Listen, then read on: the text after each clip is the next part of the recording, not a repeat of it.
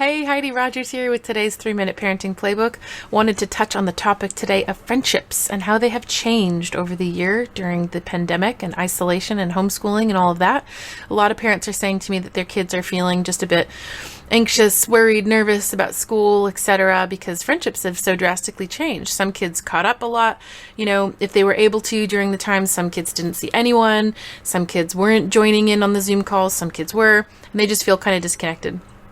So the first thing that you'll always hear me say whenever your child comes at you with something that they're concerned about is validate. Validate and empathize with them, whatever it is that they're sharing with you that they're concerned about. You always want to make them feel that what they think is valid and real, and you don't dismiss it, you don't minimize it, you don't try to fix it. You validate and empathize with them what's going on.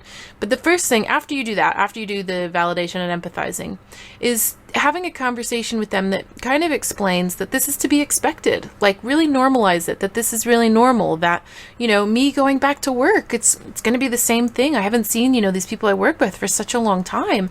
It's going to feel a little bit weird. So normalizing, kind of getting them to expect it, that there's going to be some stuff that's different. It might feel like it did the first day of school, at the beginning of the school year. It might feel a bit like that, where everyone feels a bit awkward and a bit funny, and that's okay. And everyone else is feeling that on the inside, right? They might not show it, but everyone else is feeling that. So you don't have to feel weird if you feel like it just feels a bit odd, that I don't really know, are we still friends? Are we not? Validate and explain that that's to be expected, okay? Second thing is you want to be communicating to them, we can adapt. You always have. You've survived 100% of your days, haven't you? So you're going to get through this. We'll get through it. Because remember when you started kindergarten? Remember when you started high school? Remember when you started uni or whatever? You got through it. But at the beginning, it was a little tricky because you didn't have any friends. You didn't know where you fit in. So remember that feeling at the beginning of the year? You might be having that feeling again now, but because you've lived it and you've done it before, you can remind your brain, no, I'll be okay. I know how to do this because I've done it before. So remind them of that we can adapt. The other really great opportunity, number 3, that you can be teaching them right now is to be open to change. Change is a huge part of life. The brain hates change. The amygdala hates change because it's threatening and it makes it think we're unsafe and danger's coming.